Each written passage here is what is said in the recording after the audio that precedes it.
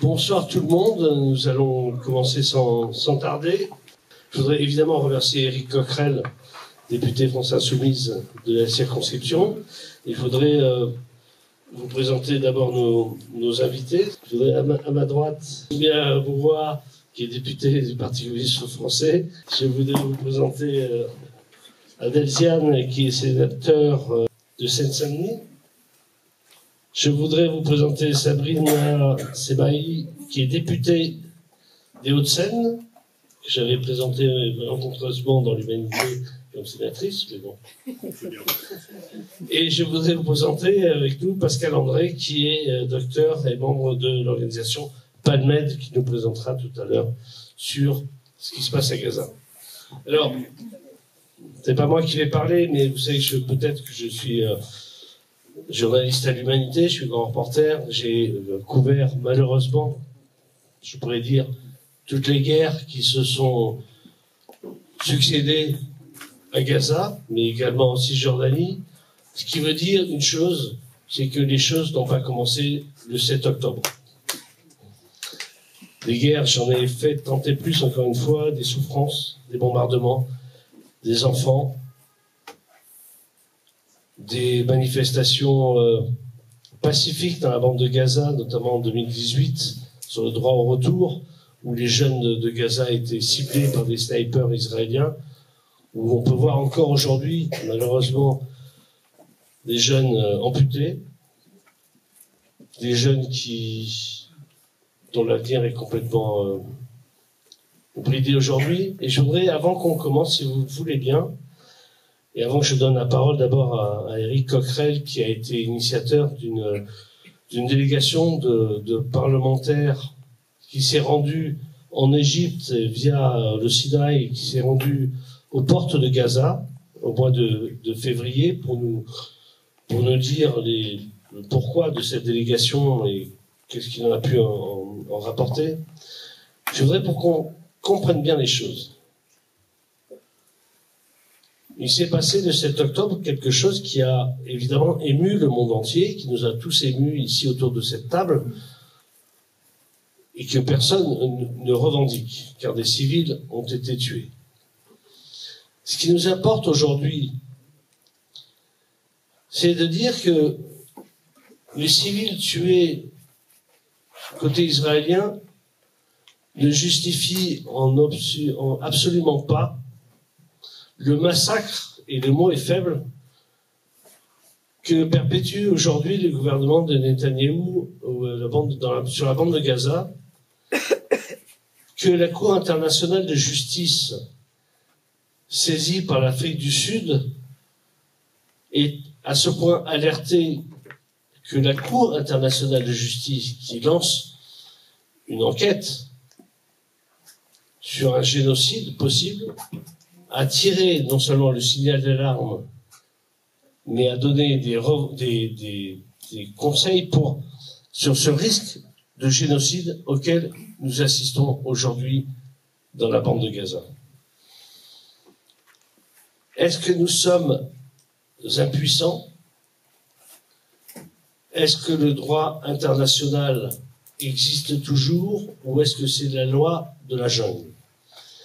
Ces derniers jours, une petite lueur d'espoir est quand même née, alors que des négociations ont quand même lieu pour la libération des otages, ce qu'on appelle les otages israéliens qui sont détenus dans la bande de Gaza, alors que je rappelle aussi qu'il y a plus de 7000 prisonniers politiques palestiniens dans les geôles israéliennes. Il s'est passé quelque chose, je crois qu'il faut considérer à sa juste valeur. Les États-Unis ont un grand soutien d'Israël, principal fournisseur d'armes à Israël, sans qui Israël ne pourrait pas faire ce massacre dans la bande de Gaza. Le deuxième fournisseur d'armes, entre parenthèses, à Israël, est en Allemagne. Et on a appris aujourd'hui que la France, qui refuse de répondre aux questions posées sur l'armement qu'elle fournit à Israël, serait une fournisseuse, la France serait fournisseuse de certains matériaux qui permettraient à Israël de continuer ce massacre. Donc nous avons une question très forte qui nous est posée en tant que citoyens en France sur la conduite de ce que fait notre pays. Sur la mobilisation internationale, dont on nous dit toujours qu'elle ne sert à rien, que les manifestations ne servent à rien. Aujourd'hui, la mobilisation internationale, en France, comme partout en Europe, partout dans le monde, a poussé les États-Unis, a obligé les États-Unis à modifier sa position, jusqu'à obtenir hier une abstention des États-Unis au Conseil de sécurité de l'ONU, qui a permis le vote d'une résolution appelant à un cessez-le-feu immédiat à Gaza pendant la période de Ramadan. Et la possibilité d'une aide humanitaire réelle pour la bande de Gaza, où les organisations internationales tirent le signal d'alarme sur la famine qui est en train de s'instaurer là-bas. On pourra me rétorquer, vous pourriez rétorquer aux parlementaires qui sont ici que ce n'est pas suffisant. C'est déjà un travail politique énorme, car Israël est aujourd'hui de plus en plus isolé dans sa politique, ce qui n'est pas rien si on considère tout ce qui s'est passé dans les mois précédents. Donc, nous avons une responsabilité et de discuter de la situation, de ce qui se passe, qui est dans la bande de Gaza, où Israël est en train de perpétuer ce qu'on appelle un risque de génocide, mais aussi en Cisjordanie, où, via les colons, ils sont en train de faire un nettoyage ethnique pour permettre une installation conséquente de l'État d'Israël et de ne pas permettre une vraie résolution de la question de la Palestine et donc de la création d'un État palestinien. Nous allons parler de tout ça. Et je voudrais d'abord, donc je me tourne d'abord vers Éric Coquerel. Qu'est-ce qui, au mois de février, vous a alerté pour organiser au niveau parlementaire, cette délégation qui s'est rendue via l'Égypte aux portes de Gaza? Merci Pierre de cette introduction et de cette invitation à répondre. Juste pour préciser, le Parti communiste français a été une force organisatrice, mais on est plusieurs en réalité forces et élus de toutes les forces de gauche de Saint-Ouen à avoir organisé cet événement, dont notamment mon cabinet. Ça me permet en réalité de saluer Manon Mirel, qui s'est occupé de toute la logistique du déplacement, et c'était pas, vous allez comprendre pourquoi, un moindre travail. Bon, pourquoi ce déplacement? Comment il est arrivé? Alors, tu parlais de février. En réalité, ça commence bien avant. Ça commence en novembre dernier. En novembre dernier, quelqu'un qui s'appelle Salah Hamouri, que vous connaissez, on a déjà fait des mobilisations ici pour sa libération à Saint-Ouen, qui d'Urgence Palestine, m'a contacté pour me dire, écoute, Eric, on a une idée, ça serait bien qu'on aille à Gaza. Voilà. Et on pense que tu peux peut-être être celui qui fait l'affaire. Je sais pas pourquoi il avait pensé à me donner cette qualité, mais enfin, en tout cas, c'était un peu la mission qu'il me confiait, avec également l'ambassadrice de Palestine, Ala Sira. Il se trouve que les deux personnes, c'était aussi un hasard, on les avait invités à l'île Saint-Denis presque une semaine avant le 7 octobre, très peu de temps en tout cas, tous les deux, pour parler pour Salah de ses conditions de détention en Israël et de la situation qui était la sienne maintenant, puisque vous savez, il a été détenu administrativement pendant très longtemps en Israël, et puis Ala Abou Assira pour parler au nom de l'autorité palestinienne. Bien. Donc ils sont venus me voir et pour organiser ça. Alors la difficulté, et pourquoi finalement cette idée qui était née en novembre a eu lieu en février, c'est que pour aller à Gaza, côté égyptien, il faut traverser le Sinaï. Le Sinaï est une zone militarisée, donc il faut l'autorisation des Égyptiens. Et c'est vrai qu'on a mis pas mal de temps à avoir l'autorisation des Égyptiens d'aller à la frontière avec Gaza, raison pour lesquelles finalement ça s'est déroulé début février. Je dois dire que au fond, au final, je suis très satisfait que ce déplacement n'ait eu lieu que début février. Pourquoi? Parce que la situation en novembre, au moment où l'idée a germé, c'était les Israéliens bombardant, suite au 7 octobre, Gaza Nord, la bande nord de Gaza, en disant aux Palestiniens, pour nous laisser, puisque c'était la raison avancée, on finira avec le Hamas, nous vous demandons de partir vers le sud de Gaza, nous laisser en gros tranquille. Donc c'était ce qui se passait en novembre. Quand on y était en février, j'allais dire que la situation avait complètement changé. En fait, en réalité, je pense que les objectifs de guerre d'Israël n'avaient pas changé, mais la situation a changé.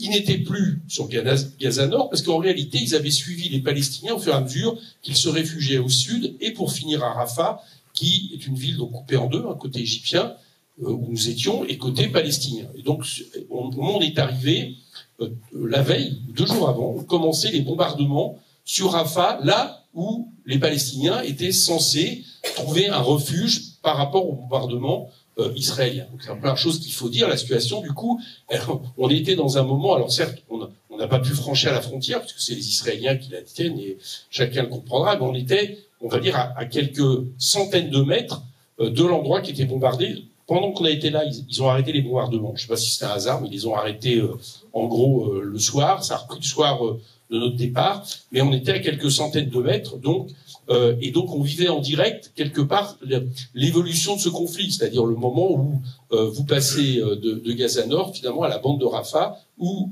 presque 1 500 000 Palestiniens étaient massés sur une bande censée accueillir d'habitude 200 000 personnes, et ce, dans des conditions qui n'avaient plus rien à voir avec une vie normale, puisque plus d'alimentation d'eau, les rues défoncées, etc., etc. On pourrait y revenir notamment à travers le témoignage tout à l'heure du médecin de Palmette. Bien. Donc ça, c'était déjà au niveau de la date, j'allais dire que c'était plus actuel. Et ce qui était plus actuel, c'était ce que nous avions porté sur place, que nous voulions porter sur place, c'est-à-dire l'exigence d'un cessez-le-feu immédiat. C'était plus actuel aussi. Pourquoi ? Parce que 9 jours avant que nous y allions, effectivement, la Cour de justice internationale avait émis son jugement parlant de risque de génocide et demandant à Israël de donner les preuves qu'il évitait le génocide en 1 mois. C'était à peu près ce que donnait la Cour de justice internationale, pas seulement à Israël d'ailleurs, puisque la Cour de justice internationale demandait aussi aux États qui se reconnaissent dans la Cour de justice internationale de faire pression sur Israël pour que le risque de génocide ne se déclenche pas. Donc on arrive 9 jours après et on voit la situation. Et la situation, c'est évidemment que au bout de 9 jours, rien n'avait changé. Au contraire, puisque je vous le dis, Gaza, la Rafah était désormais bombardée.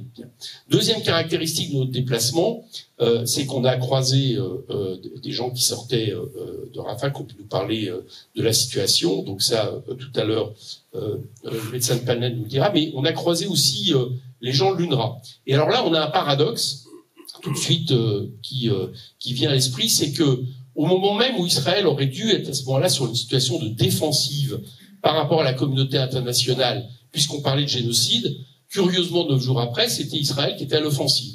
Et notamment avec la demande, l'exigence que l'UNRWA, qui est l'ONU des réfugiés, donc l'ONU des Palestiniens, soit que les paiements cessent vis-à-vis de l'UNRWA de la part des États donateurs. Bien. Donc c'était ce que Israël exigeait. Le prétexte était que sur 30 000 fonctionnaires de l'UNRWA, une douzaine auraient peut-être pris part au 7 octobre. Il n'y a jamais eu aucune preuve d'avancée, c'est Israël qui disait ça.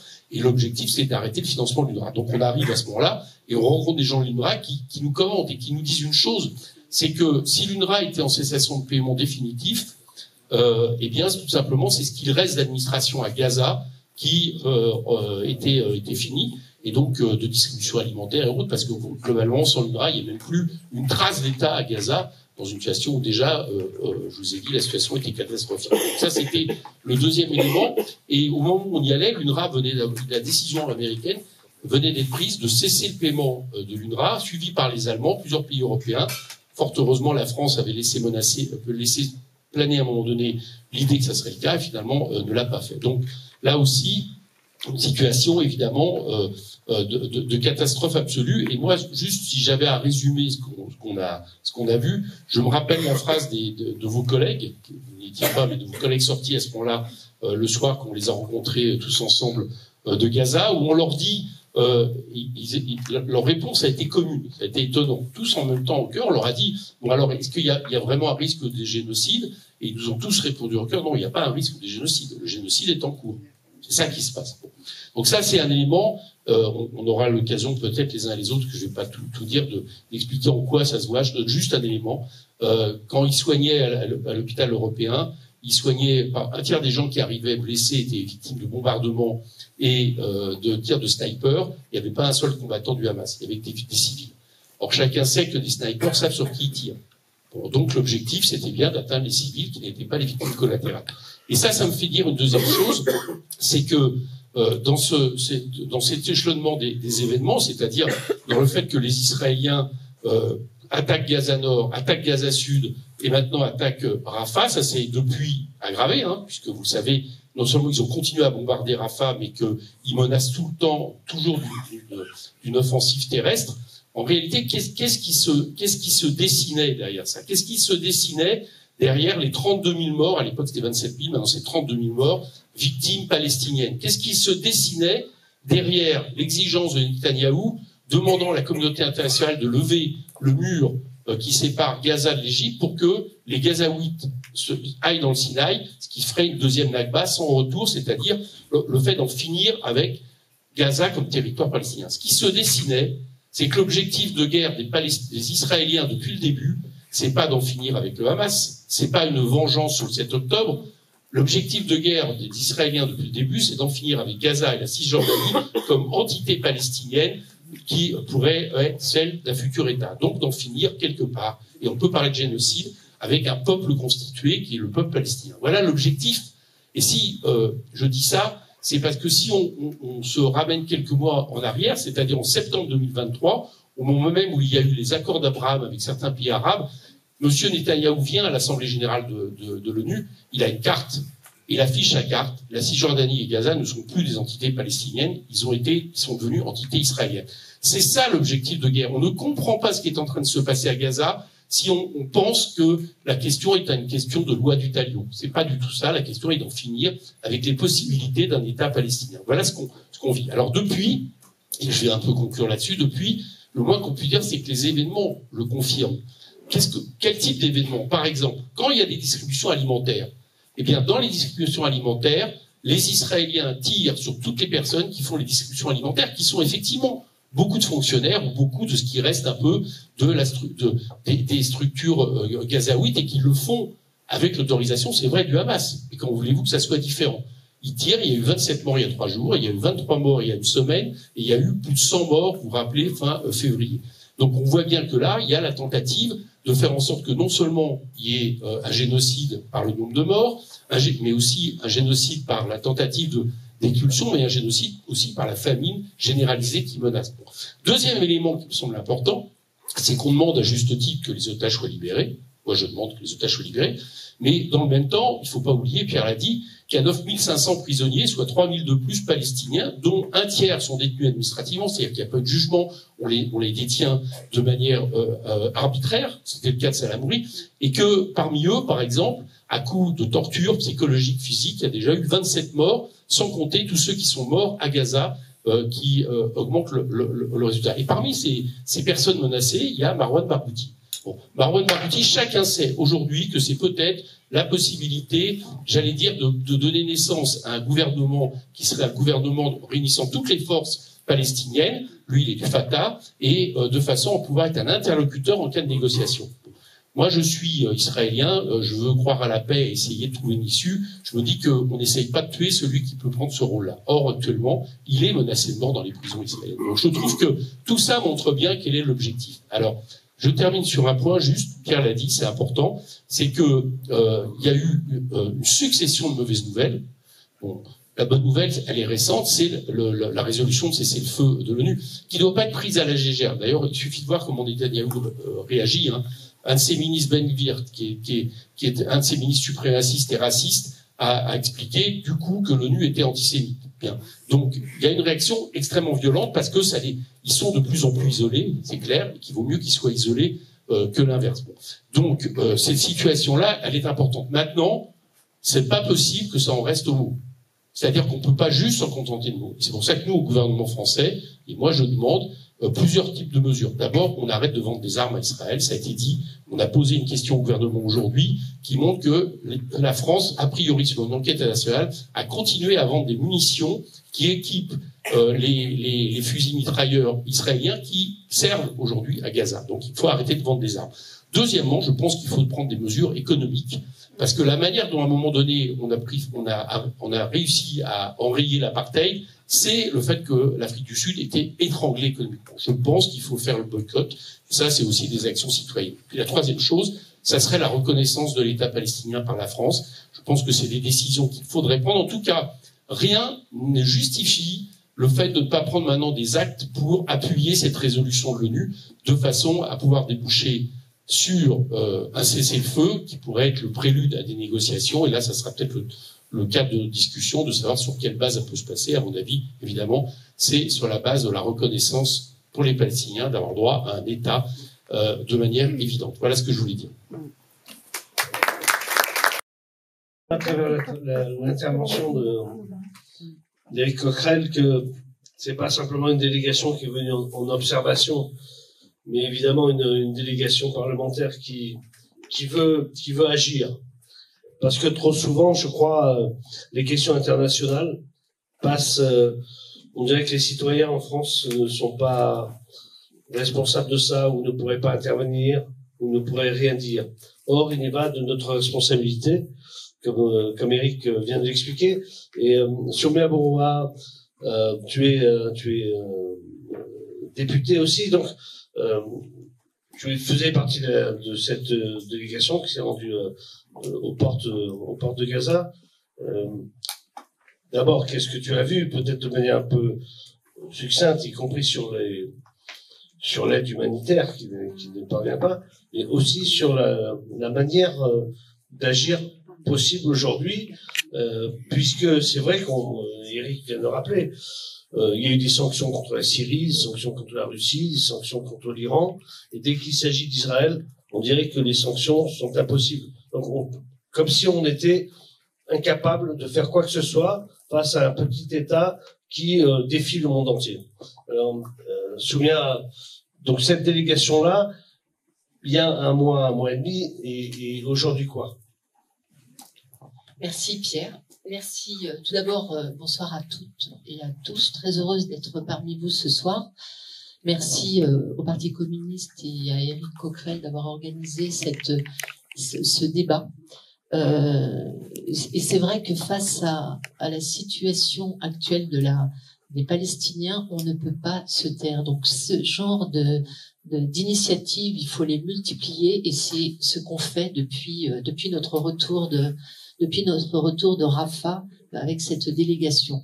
Pour plusieurs raisons. Pourquoi ne pas se taire? Premièrement, parce que ça fait du bien de se voir, de se parler et d'échanger, et surtout ne pas oublier. La deuxième raison, c'est que les Palestiniens, même s'ils sont très loin, ça leur fait du bien de savoir qu'on est leur voix. On change pas grand-chose, mais on essaye, en tout cas. Et la troisième raison, c'est que, vous l'avez dit, on fait pression. Chaque jour, à chaque fois que possible, il faut parler de ce qui est en train de se passer en Palestine, multiplier avec ses voisins, enfin, lors des débats, etc. Parce qu'on voit bien que c'est possible de faire plier, et on en a aujourd'hui le résultat, puisqu'on sent que les lignes sont en train de bouger. À l'heure actuelle, alors qu'on est en train de parler, il y a des Palestiniens qui meurent sous les bombes. Un enfant meurt toutes les 10 minutes, ce qui veut dire qu'à la fin de notre réunion, il va y avoir 10 enfants morts. C'est inacceptable. Ils sont tués sous les bombes, ils sont tués en faisant la queue pour obtenir de l'aide alimentaire, ils sont tués, les convois humanitaires sont attaqués, et on a tous en souvenir cette date du 29 février où 120 personnes ont perdu la vie, des Palestiniens qui étaient en train de faire la queue. C'était un drame terrible, et ça, c'est inacceptable. Et j'espère bien que tous ces terroristes, j'ai presque envie de les appeler comme ça, seront un jour jugés.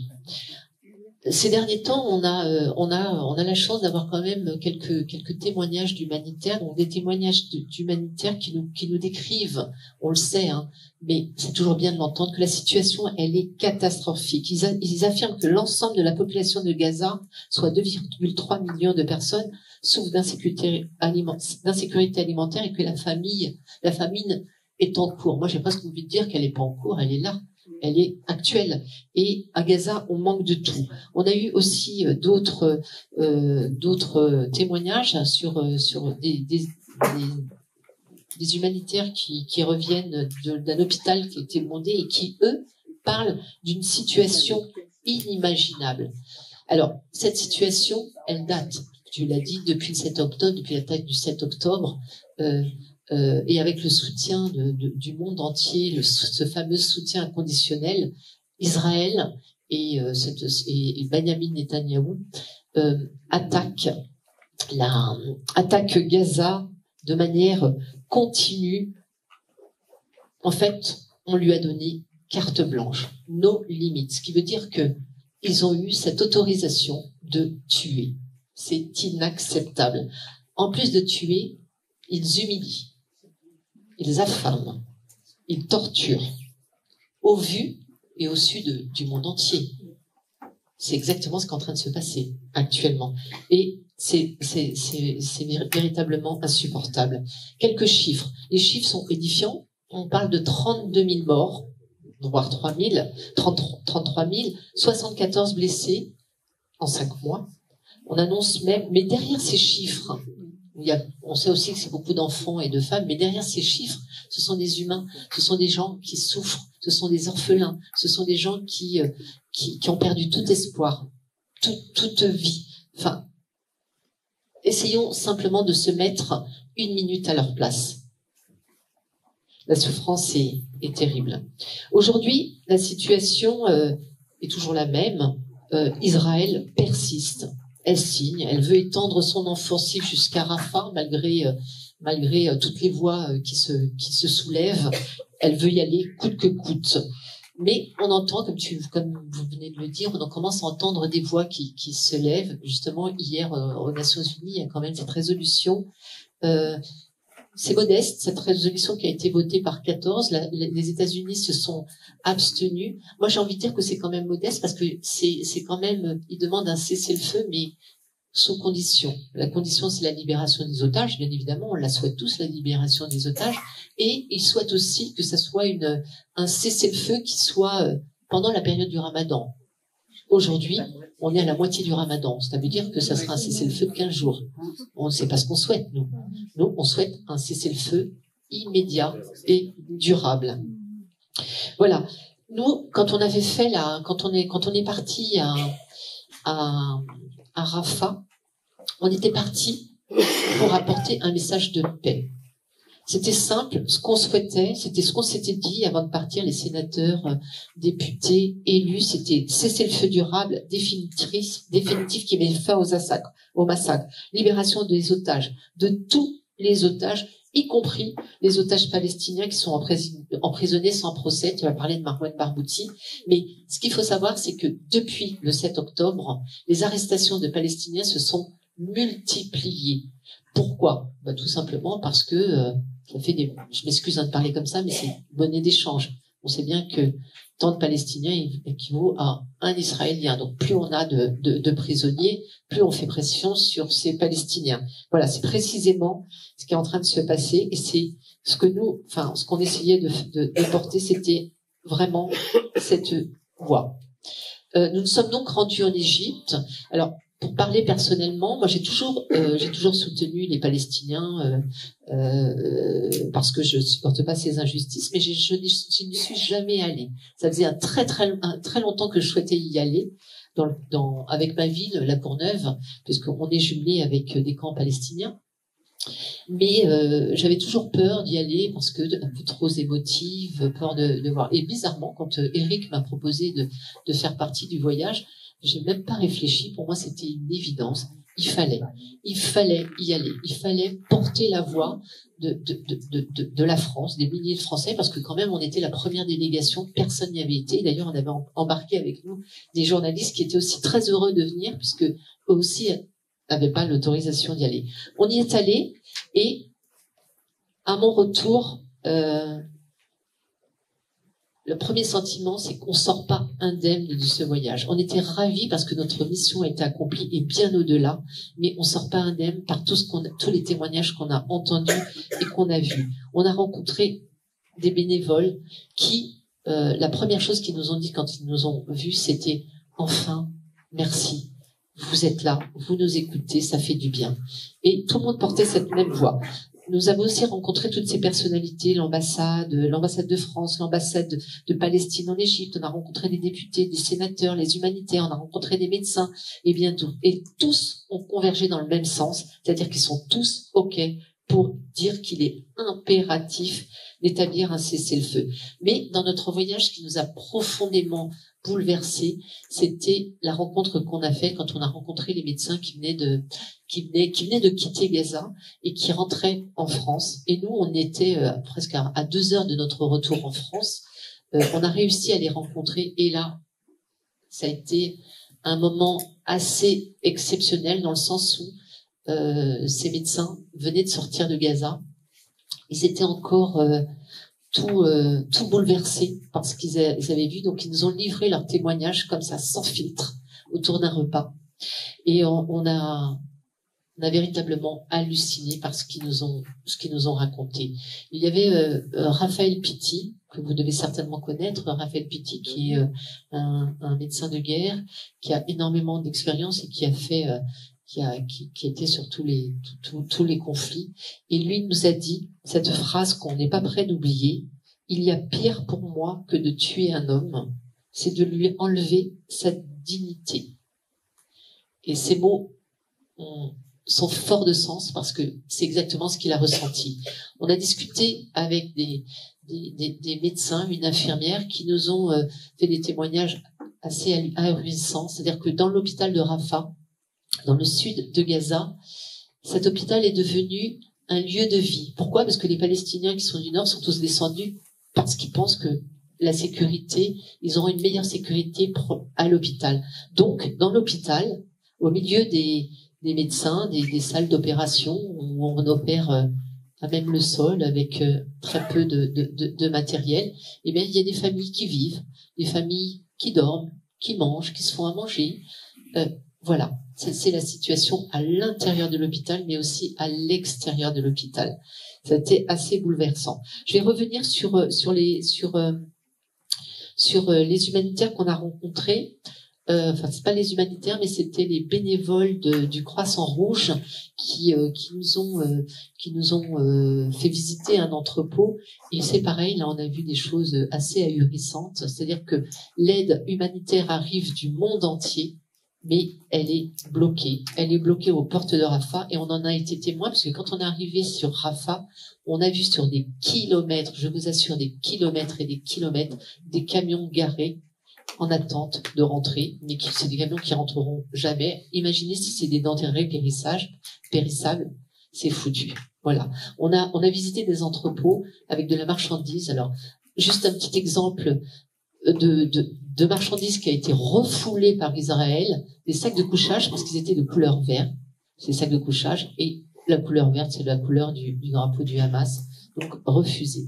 Des jouets refusés parce que l'emballage de ces jouets pouvait servir pour transporter des armes. La France a envoyé des cantines, vous savez, ces grandes malles en métal plein de médicaments, refoulés. Et j'imagine que les Français, que le président Macron est au courant de ce qui est en train de se passer. Voilà, aucune réaction. Voilà, donc ça a été absolument bouleversant. Donc on parle de génocide, de déplacement de population, c'est l'objectif de Netanyahou, parce que il a qu'une idée en tête: récupérer ce territoire. Mon sentiment, c'est que c'est plus possible. C'est plus possible. Il faut que ça s'arrête. Et ça va s'arrêter un jour. mais il faut absolument qu'on continue à faire pression sur la communauté internationale.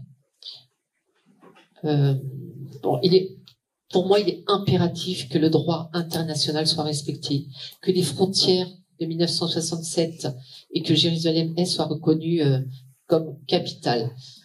Pour terminer, je vais terminer pour vous dire quand même que le Parti communiste, depuis de très nombreuses années, nous sommes bien sûr très sensibles à ce qui se passe en Palestine sur cette colonisation. Et avec mon groupe, le groupe GDR, et dont Jean-Paul Lecoq, nous avions déposé une proposition de résolution associant Israël à un régime d'apartheid, parce que nous considérons qu'il y a un régime d'apartheid. Nous l'avions proposé dans une de nos niches parlementaires. La niche, c'est une journée qui est réservée et pendant laquelle nous pouvons faire des propositions de loi. Nous l'avions fait en tout début parce que pour nous, la politique de colonisation est contraire à la légalité internationale, et pour nous, la situation des Palestiniens relève juridiquement d'une situation d'apartheid. Malheureusement, cette résolution n'a pas été adoptée. Pourtant, on a eu un très fort soutien, mais ça nous a permis, c'était l'année dernière, ça nous a permis de débattre. Et je me souviens très bien de ce débat, parce que tout le monde était très embêté, et j'ai commencé à sentir quand même, bon, bien sûr, elles n'ont pas voté la résolution, mais j'ai quand même senti que dans le groupe Renaissance démocrate, ils étaient un petit peu embêtés, et que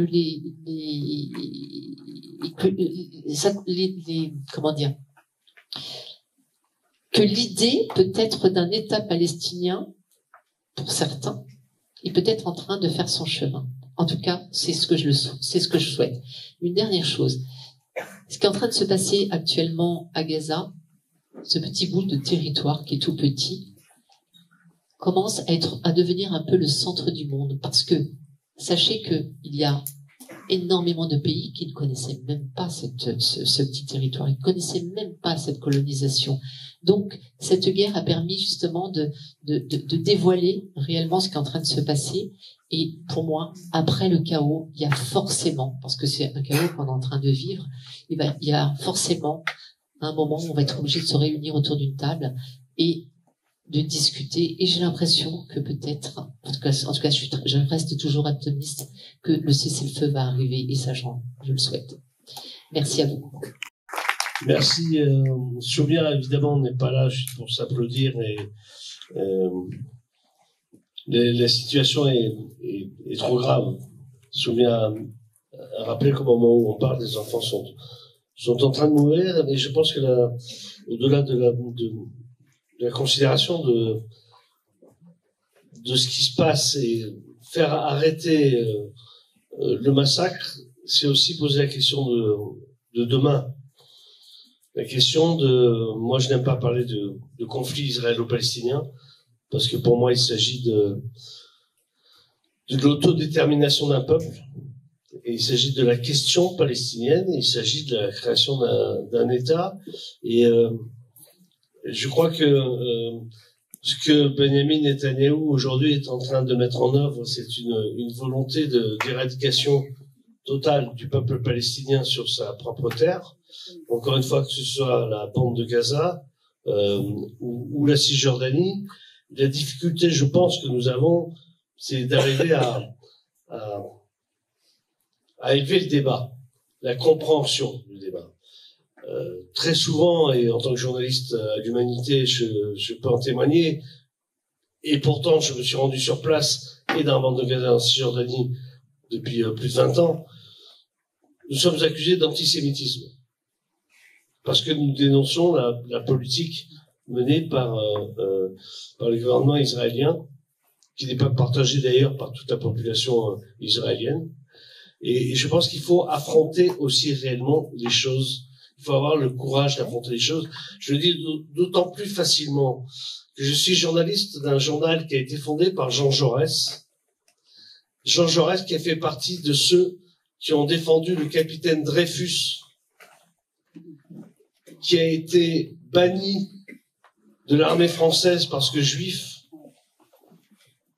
emmené sur l'île du diable parce que juif, et qu'aujourd'hui nous sommes les descendants des Dreyfusards, nous, ici, autour de cette table, et que malheureusement, nous avons en face de nous l'extrême droite française, qui, elle, était héritière des anti-Dreyfusards, des antisémites les plus terribles, qui défendent aujourd'hui la politique de Benyamin Netanyahou.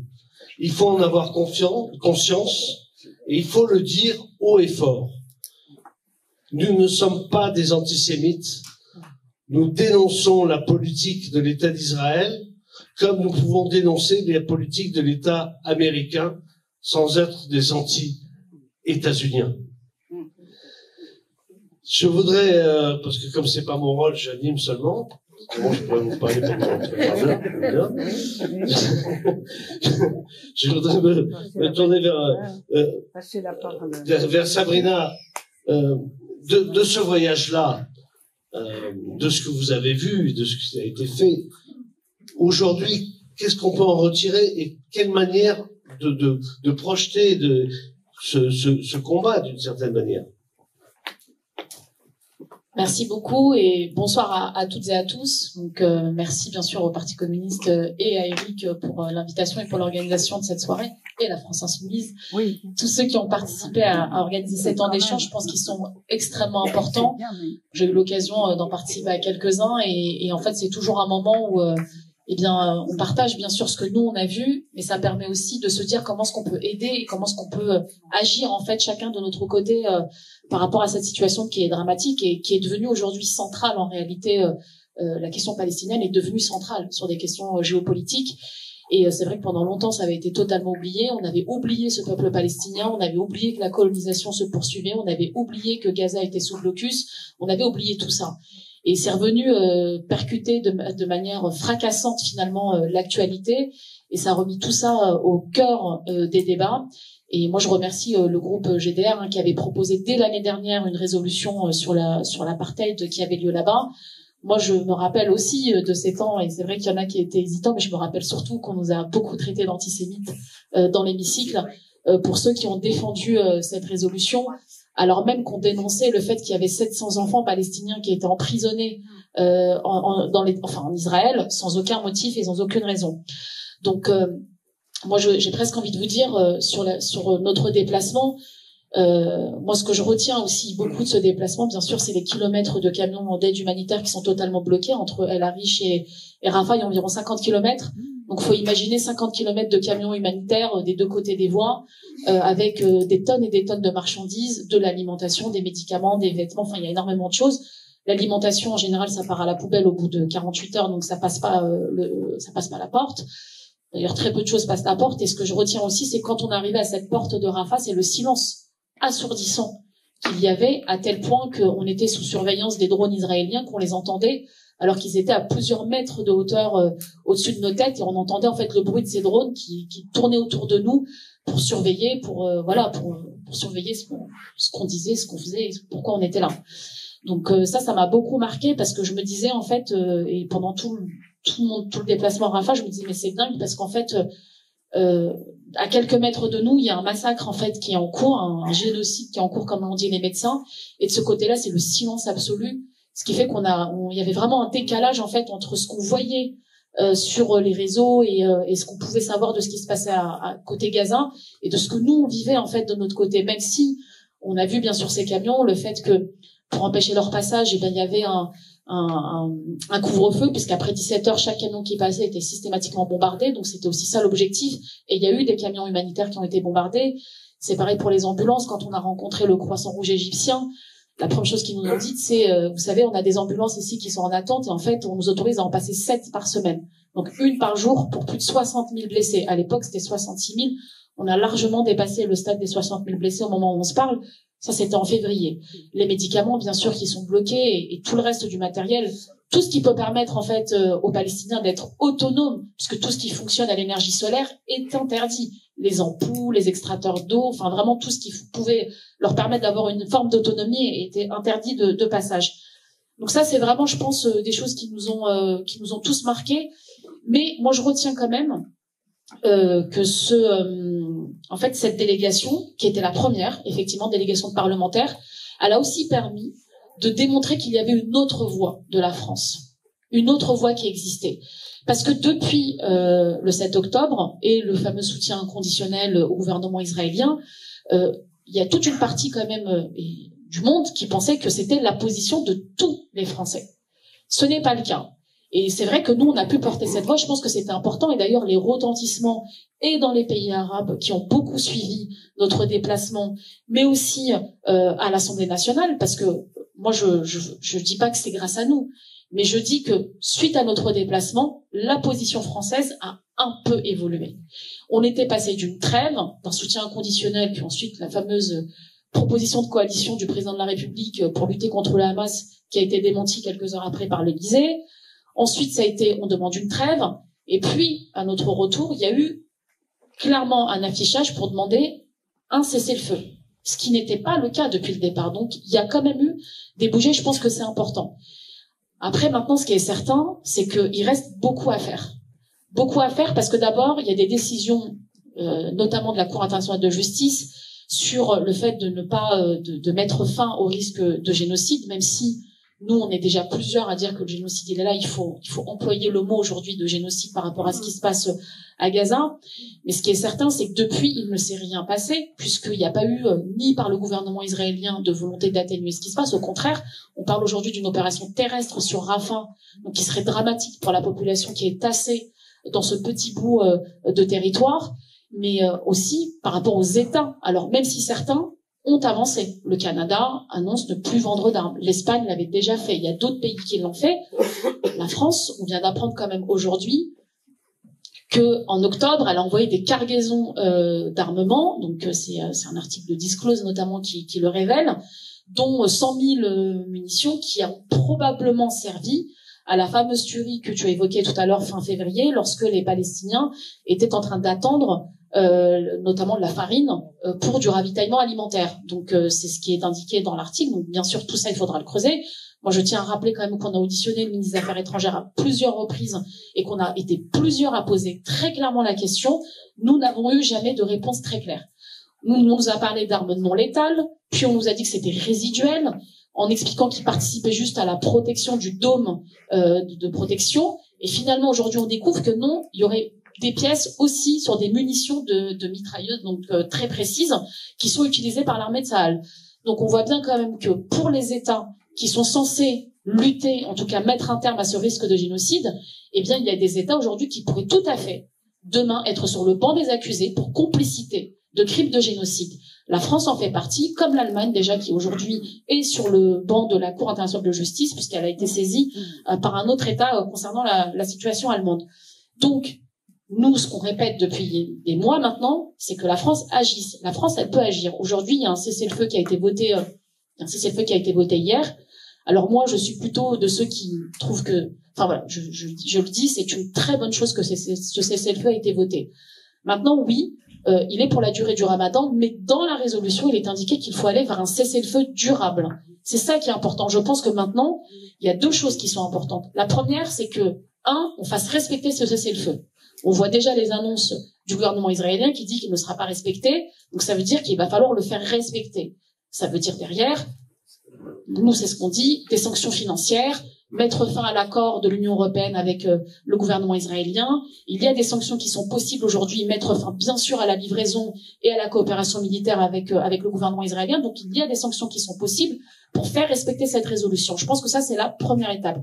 La deuxième pour moi qui me semble essentielle, c'est de pousser la France, qui avait une voix singulière sur la question palestinienne, qui ne l'a plus aujourd'hui, en tout cas qui l'a perdue pendant de longs mois, c'est qu'elle dépose elle-même une résolution au Conseil de sécurité de l'ONU pour demander un cessez-le-feu permanent. Et je pense que cela aussi, c'est grâce à la pression qui sera faite par ces réunions, par toutes ces rencontres, par les manifestations, par les mobilisations que nous faisons chaque semaine, que nous arriverons aussi à pousser la France. D'ailleurs, ils ont commencé à dire qu'ils allaient déposer une résolution. Donc ça veut dire que vous voyez, il y a du chemin qui a été fait et c'est surtout ça qui est important. Nous, de notre côté à l'Assemblée nationale, on a déposé une résolution pour demander à ce que la France saisisse la Cour pénale internationale. Je pense qu'elle doit la saisir à deux titres. La première, pour ce qui s'est passé le 7 octobre, parce qu'on a besoin de faire la lumière sur ce qui s'est passé le 7 octobre et de qualifier pénalement les crimes qui ont été commis. La deuxième chose, c'est sur ce qui se passe à Gaza depuis le 7 octobre. Et d'ailleurs, dans la résolution qui a été déposée, on demande un mandat d'arrêt contre Monsieur Netanyahou, puisqu'il est responsable aujourd'hui du génocide qui est en cours à Gaza. Donc ça, c'est une résolution qui a déjà été déposée. On attend de trouver le bon véhicule législatif pour pouvoir en débattre et pouvoir justement avoir ce débat dans l'hémicycle. Mais ça, c'est déjà des choses qui peuvent tout à fait exister. Ensuite, je pense que y a une chose qu'il faut pas oublier, c'est que les États-Unis ont bougé et c'est très bien, mais il faut aller beaucoup plus loin. Je pense sur la question de la coopération militaire, notamment parce qu'ils livrent énormément eux aussi d'armement à Israël. Mais surtout, faut pas oublier ce qui se passe en Cisjordanie. Je le dis parce que souvent on est très concentré sur Gaza et c'est normal parce que ce qui s'y passe est absolument atroce. Mais en même temps, à côté, en Cisjordanie, il y a plus de 400 Palestiniens qui ont été tués depuis le 7 octobre en Cisjordanie. La colonisation ne fait que s'étendre. Encore là, pendant qu'il y avait le secrétaire d'État américain qui était présent, il y a 800 hectares qui ont été saisis par le gouvernement israélien en Cisjordanie. Donc ça veut dire qu'on a encore des colonies qui vont s'installer, alors que moi j'entends le communiqué de presse du Quai d'Orsay qui dit qu'on va s'occuper notamment des colons extrémistes. Moi je le redis, la colonisation en tant que telle est une violence. Il n'y a pas besoin d'ajouter le mot extrémiste. Tous les colons sont coupables et qu'ils soient extrémistes ou pas, ça ne change rien du tout au fait parce que la colonisation est une violence qui est faite au peuple palestinien. Et donc, toute forme de colonisation doit être condamnée et elle est condamnable. Donc, le communiqué de presse, c'est un premier pas du Quai d'Orsay, mais il faut aller beaucoup plus loin. Il y a 700 000 colons aujourd'hui qui sont installés en Cisjordanie. Et si on veut avancer sérieusement, de manière crédible, sur une solution à 2 États, eh bien, ça veut dire que ces 700 000 colons devront quitter la Cisjordanie. C'est une évidence. Sinon, on ne pourra jamais avoir une solution à 2 États. Donc, 2 États, ça veut dire bien sûr la Cisjordanie, Jérusalem-Est et Gaza. Donc, avec des élections qui seront mises en place, mais ça sera au peuple palestinien d'en décider. Et puis peut-être un dernier mot avant de céder la parole. Il y a aussi d'autres formes d'action qui sont possibles, parce qu'il y a ce que nous, on peut faire en tant que parlementaires, il y a ce que font les villes. C'est extrêmement important, toutes les coopérations qui sont faites, les jumelages qui sont faits, le travail qui est fait avec les élus aussi palestiniens, mais il y a aussi ce que vous pouvez faire en tant que citoyens, et nous aussi en tant que citoyens. Et ça, c'est bien sûr les manifestations chaque semaine. C'est ce qu'on est en train de faire ce soir, mais il y a aussi la question du boycott. Et moi, je le dis parce que pendant des années, on a criminalisé les personnes qui appelaient au boycott des produits issus des colonies. Alors d'abord, il y a 2 choses. C'est que l'accord entre l'Union européenne et Israël, en fait, fait que les produits qui sont issus d'Israël ne sont pas taxés. Il n'y a pas de douane. Et donc, dans les textes, il y a écrit que seuls les produits issus des colonies sont taxés. Sauf que comme il n'y a pas d'étiquetage, eh bien, en fait, on ne sait pas. Donc, il n'y a rien qui est taxé. Donc ça, déjà, c'est une première étape sur laquelle il faut absolument agir pour demander. D'abord, il n'y a pas de raison d'accepter des produits issus des colonies. Ce n'est pas acceptable. On devrait avoir l'interdiction totale de les mettre sur le marché, puisqu'ils sont issus de territoires qui sont colonisés. Ça, c'est la première chose. La deuxième chose, c'est que il y a eu une décision de la Cour européenne et une décision il y a quelques jours de la Cour d'appel de Paris qui reconnaît que le boycott est légal à partir du moment où il n'appelle pas à la violence et où il n'y a pas d'appel à la haine qui est fait en lien avec le boycott. Donc, il y a des campagnes qui sont organisées. Je sais qu'il y a certains secteurs économiques qui commencent à en souffrir. Et donc, moi, j'appelle aussi, il faut absolument continuer cette pression parce que ce n'est que par la pression de l'ensemble des citoyens que nous réussirons à avancer et à avoir une solution non seulement crédible, qui n'est pas passée par la diplomatie, mais aussi par le pouvoir, j'ai presque envie de dire, du peuple, parce que on voit bien qu'à chaque fois qu'on a fait bouger un peu les lignes, c'était quand on travaillait de concert, certains à l'Assemblée et d'autres dans la rue. Et donc maintenant, je me tourne vers le sénateur de Seine-Saint-Denis, justement parce que c'est ça qui est intéressant aussi comme question qui interpelle en fait tout le monde. Ok, on regarde les images, on voit ce qui se passe, on est horrifié, on est scandalisé. Est-ce qu'aujourd'hui, en fait, comment vous intervenez? Est-ce que les élus ont une possibilité et comment les citoyens peuvent apporter leur pierre? Sabrina a parlé du boycott. Il y a cette fameuse campagne boycott des investissements sanctions. Et donc le boycott nous interpelle nous en tant que citoyens. Vous, en tant qu'élu, Adèle, quelles interventions? Bon, bonsoir à toutes et à tous. D'abord, Merci. Alors, je veux bien remercier dans l'ordre Émilie Lecros, je ne sais pas si notre collègue du Parti communiste à Saint-Ouen, Manon Mireille, la LFI également pour l'organisation de cette soirée. C'est important de se retrouver, de pouvoir échanger dans ce contexte. Je suis également élu à Saint-Ouen, un conseiller municipal à Saint-Ouen, donc c'est important qu'on puisse se retrouver dans notre ville, ici dans cette salle, Gabriel Péry. Et merci pour la richesse des témoignages que vous avez portés dans le cadre de votre mission à Rafah. Moi, je vais me permettre, vous avez me posé la question des propositions qu'on pouvait porter. Je vais m'exprimer ici en tant que parlementaire, mais je vais, si vous me le permettez, m'exprimer aussi à titre professionnel et personnel. Quand on parle de territoire palestinien, de Palestine, d'Israël, de conflit israélo-palestinien, pour ma part, de 2007 à 2011, j'ai travaillé au ministère des Affaires étrangères. J'étais à la direction de la coopération du développement, puis à la direction Afrique du Nord, Moyen-Orient. Et je me suis occupé pendant 3 ans et demi à peu près. J'étais rédacteur coopération développement, et puis je suis devenu avec les collègues sur le processus de paix au sein du Quai d'Orsay. C'est pour ça que je reviendrai sur la position de la France qui a été évoquée et le discours précis que le ministère des Affaires étrangères, que la France doit porter sur le conflit israélo-palestinien. Et j'ai occupé les fonctions pendant un certain temps de rédacteur Palestine. Rédacteur au Quai d'Orsay, ça veut dire travailler, être en relation avec les autorités palestiniennes. Et nous avions travaillé à l'époque sur la mission de Palestine. C'était pas une ambassade, c'était la mission de Palestine. Il y avait des difficultés pour la mission de Palestine. Ala Bouassira était déjà conseillère, aujourd'hui elle est ambassadrice, elle était déjà conseillère au sein de la mission de Palestine pour rehausser, et c'est très très important, des éléments de protection diplomatique et avoir un vrai statut de diplomate pour la mission de Palestine qui est devenue ambassade de Palestine. Je me permets de raconter ça parce que lorsque je travaillais au Quai d'Orsay, et je voulais le raconter, on était dans une toute autre époque. Il y avait déjà des pistes d'espoir qui étaient construites et des pistes de désespoir qui s'exprimaient. En 2006, il y avait déjà eu, à l'été 2006, une terrible offensive à Gaza. Et quelques temps après, vous allez me dire, des offensives, il y en a eu énormément, des conférences, il y en a eu énormément. Et moi, je voulais parler de la conférence qui s'était tenue à Paris pour la construction d'un État palestinien. Il y a eu les accords d'Oslo 1, 2, il y a eu les accords de Tabac qui n'avaient pas pu aboutir. Les discussions étaient en cours en 2007. Netanyahou était déjà de retour puisqu'il est venu repartir, revenu. Et ça, c'est un vrai sujet. Et la France, à l'époque, sous la présidence de Nicolas Sarkozy, avait lancé une conférence internationale à Paris pour permettre à l'État palestinien d'avoir les fondamentaux, les fondations solides de la construction en termes de formation des personnels au sein des administrations, des ministères,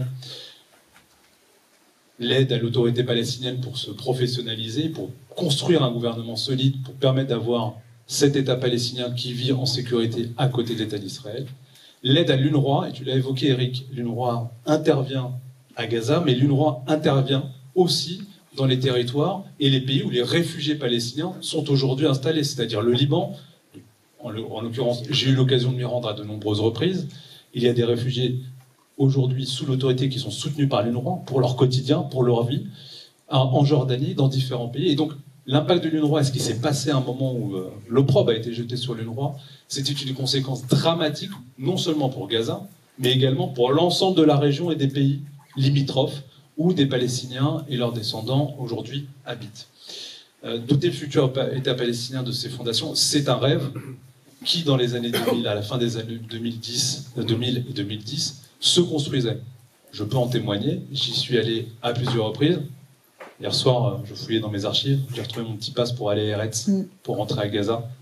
Ce genre de papiers-là, c'est des papiers qu'on n'oublie jamais dans sa vie, parce qu'il faut passer le checkpoint. Vous étiez à Rafah, j'étais au nord.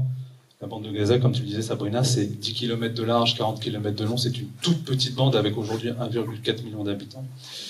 Et dans le contexte, j'ai été amené à Gaza, à aller à Jérusalem, à Hébron, dans différentes villes.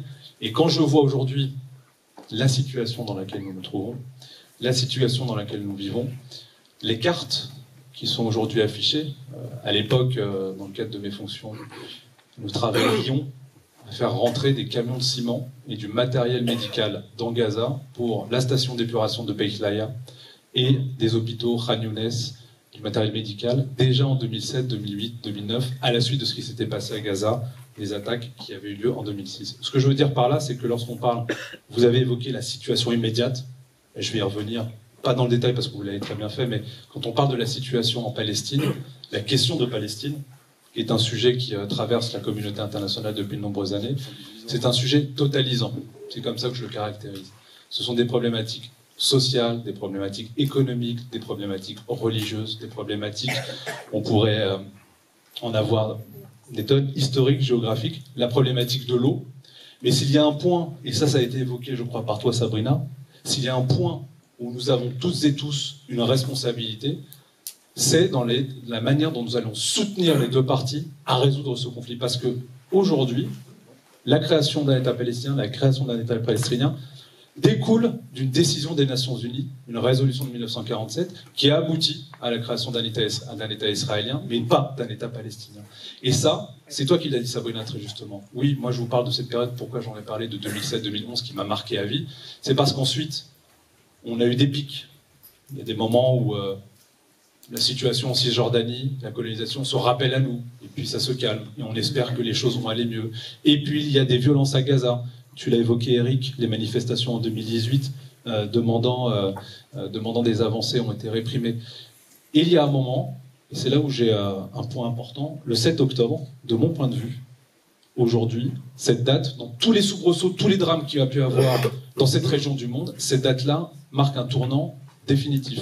On le dit tout le temps, Oslo 1 a été quelque chose de très important, Sabra et Shatila a été quelque chose de dramatique, mais aujourd'hui, le 7 octobre, a été quelque chose, une date qui constitue un tournant par la violence de ce qui a pu se passer, mais par la réaction également, à destination des civils au sud d'Israël, mais par la réaction aujourd'hui d'une extrême violence de l'État d'Israël, qui est en train d'inscrire sa réaction dans une vengeance sans nom, sans objectif. Il faut le rappeler toujours. Attends, j'y viens. Sans objectif par rapport à la question de la libération des otages. Parce que quand on parle de libération des otages, évidemment, c'est un point extrêmement important. Le cessez-le-feu, la fin des combats, mais également, quand on voit la manière dont l'armée israélienne est en train d'essayer de récupérer les otages, il y a un sujet. Est-ce que c'est vraiment l'objectif aujourd'hui ? C'est une question que je pose parce que quand on est déjà allé à Gaza, qu'on voit que la population, ça a été très bien décrit, est aujourd'hui massée tout en bas de la zone, c'est-à-dire au sud, 1 400 000 personnes, dont 600 000 enfants. Quand on voit la manière dont nous entendons les dirigeants israéliens expliquer qu'ils préparent une offensive de grande envergure, il faut s'opposer par tous les moyens à cette offensive, parce que quand on connaît la zone, vous êtes allé à Rafah, il n'y a nulle part où aller pour ces 1,4 million de personnes. Il y a la mer Méditerranée à l'ouest, il y a l'Égypte au sud, le désert du Sinaï, et d'autres. Et Israël, et on n'imagine pas, je pense, quand Netanyahou dit qu'il prépare des opérations d'évacuation, le mot est très dangereux, ces opérations d'évacuation, elles doivent mobiliser la communauté internationale, parce que ce terme, tel qu'il est employé aujourd'hui par les autorités israéliennes, est très important, et doit être traité d'une manière très particulière, et avec beaucoup de prudence. Il y a eu des avancées. Ça a été dit hier, les États-Unis se sont abstenus sur cette résolution. C'est un premier pas, mais il faut qu'on soit en capacité d'aller plus loin. Moi, c'est pour ça que je me permets d'essayer de poser, par rapport à mon expérience, un certain nombre de points.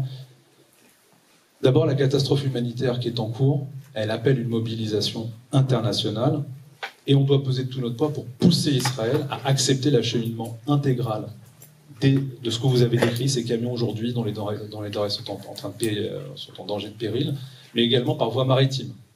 Ça, c'est des points qu'il faut qu'on puisse porter. Si on doit aller plus loin, ce cessez-le-feu pour la période du Ramadan n'est pas suffisant.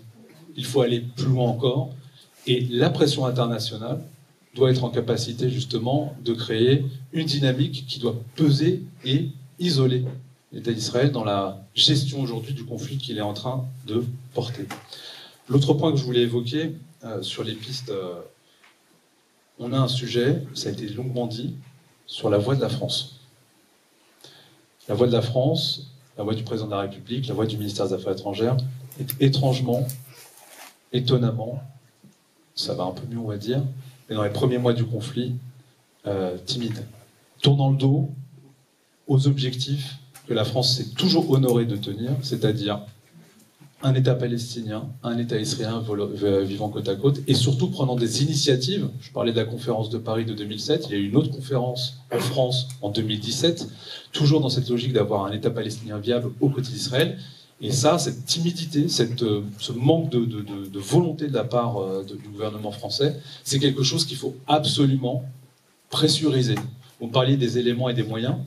Il y a quelques jours, nous discutions aussi de manière transpartisane, et ça, je crois que le médecin, notre cher médecin on en discutait, monsieur Pascal, on en parlait juste avant, il faut que l'ensemble des partis, je ne parle pas seulement des forces de gauche, mais l'ensemble des partis qui se projettent dans les prochaines années pour une résolution du conflit, du conflit israélo-palestinien, qu'on soit en capacité de porter un discours sur comment est-ce que le soutien de la communauté internationale, parce que la communauté internationale sera profondément engagée dans la résolution de ce conflit, et moi j'insiste sur ce point, comment est-ce que nous allons pouvoir porter ce discours collectivement. Un autre point que je voulais évoquer, puisque tu parlais, Soumia, de l'extrême droite, de son positionnement, de sa capacité, malgré, et vous aussi, par rapport à son histoire, l'histoire de l'extrême droite de ce pays, qui aujourd'hui tournerait le dos à l'antisémitisme. Moi j'entends beaucoup de partis à droite et à l'extrême droite parler, dans cette zone du monde, d'un choc des civilisations, en disant qu'il faut prendre parti, soit pour Israël, soit pour la Palestine, parce que se jouerait là-bas, et je l'ai entendu à l'Assemblée, je l'ai entendu au Sénat, se jouerait là-bas un choc des civilisations qui, d'un côté, opposerait la civilisation contre les barbares. Ce discours-là, c'est une volonté affirmée de prendre parti pour un des côtés et pour tourner le dos à l'autre partie dans une volonté de non-résolution de la situation et de ne pas être en capacité, justement, de proposer des solutions. Dans les solutions, je le dis aussi très concrètement, vous regarderez peut-être les images, il y a une mobilisation de la société civile des deux côtés qu'il faut absolument soutenir. Du côté israélien, je vous invite à lire Haaretz, un journal qui vraiment porte un discours, je pense, courageux dans la situation actuelle en Israël. Du côté de la société civile palestinienne, il faut aller la voir, il faut la soutenir. Il faut que tous les partis, LFI, Parti communiste, nous au Parti socialiste, reprenions langue avec les forces vives pour pouvoir justement porter une voix différente dans la résolution du conflit. L'autre point, parce que je me suis remémoré aussi à cette période et qui fait écho à la situation actuelle, je me souviens qu'en 2009-2010, Gaza, j'y suis allé sur le petit papier, je dois avoir le tampon, c'est 2010, je le retrouverai. 22 juin 2010, nous avions rencontré à l'époque un ancien ministre du Travail, de Ehud Olmert, de Ehud Barak, pardon. Nous avions eu un entretien avec lui pendant une heure, et il nous avait décrit, et 14 ans plus tard, il nous avait décrit par le début la manière dont la situation, de son point de vue, allait évoluer entre Israéliens et Palestiniens. Il parlait de Benjamin Netanyahou et évoquait sa volonté de rester le plus longtemps possible au pouvoir. On parle de 2009-2010. Et que dans cette perspective-là, il irait, à mesure que le temps passerait, pour rester au pouvoir, toujours plus vers un gouvernement allant vers la droite, voire l'extrême droite. 14 ans plus tard, et que bien sûr, sa volonté d'aboutir à la création d'un État palestinien aux côtés d'Israël n'était pas dans sa feuille de route. Quand on voit ce qui se passe 14 ans plus tard, quand on voit la manière dont aujourd'hui Benjamin Netanyahou a décidé de ne plus traiter la question palestinienne, et on parle de Gaza, il faut parler aussi de la Cisjordanie, de la colonisation, des dangers que cela porte sur la paix dans le futur. Ces éléments-là, vous parlez d'éléments concrets. Nous, parlementaires, il y a quelques jours, nous avions travaillé à une proposition de résolution avec le Parti communiste au Sénat sur la reconnaissance d'un État palestinien et l'action immédiate pour un cessez-le-feu effectif et durable dans l'attente des négociations. C'était j'ai envie de dire, une action transpartisane qui était portée. Ça aussi, la voix politique que nous devons avoir, elle doit être forte. Enfin, je conclurai par dans les initiatives politiques fortes que nous devons être en capacité de porter. C'est toi, Eric, qui en a parlé, je crois, la reconnaissance peut-être unilatérale de la France d'un État palestinien. Oui, je pense que c'est un message fort qui doit être envoyé.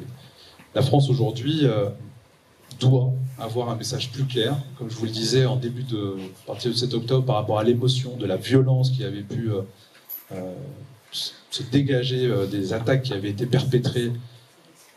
Je pense que le président de la République a eu un petit moment de flottement, et c'est un euphémisme.